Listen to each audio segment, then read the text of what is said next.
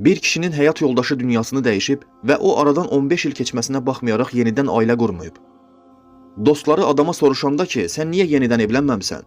O cavab verir ki, mən hələ də öncəki yoldaşıma bənzər birini tapmamışam.